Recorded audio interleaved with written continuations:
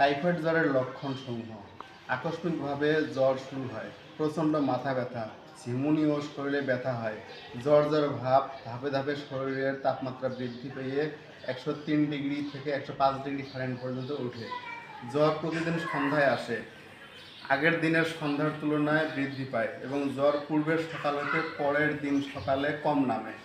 ঘুম হয় না, রাত্রিতে প্রলাপ বকে বকে, মাথা ঘুরায়, কফ ও কাশি থাকতে পারে। জ্বর বেশি থাকলে শ্বাস নিতে কষ্ট হয় এবং হাত পা ঠান্ডা হয়ে আসে। কোষ্ঠকাঠিন্য থাকতে পারে, 3-4 দিন পর পায়খানা হয়।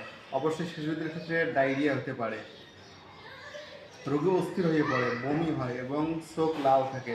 পেট ফাঁপা, পেটে চাপ দিলে ব্যথা অনুভূত হয়। নিচের পেটের ডান দিকে চাপ দিলে গড় গড় শব্দ হয়। মুখ ও জিহ্বা শুকনা থাকে। রোগের 1 সপ্তাহ পর শরীরে রেশ দেখা দিতে পারে। অসুস্থতার 7ম থেকে 10ম দিনে প্লীহা বৃদ্ধি হাতে অনুভব করা যায়।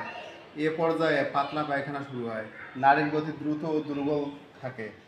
ব্রঙ্কাইটিস হতে পারে। দ্বিতীয় সপ্তাহের শেষে গুরুতর অসুস্থ হয়ে পড়তে পারে। এ অবস্থায় খিঁচুনি দেখা দিতে পারে। তৃতীয় সপ্তাহে অসুস্থতা আরও বেড়ে যায়, রোগী অচেতন হয়ে যেতে পারে, এমনকি মৃত্যুও হতে পারে।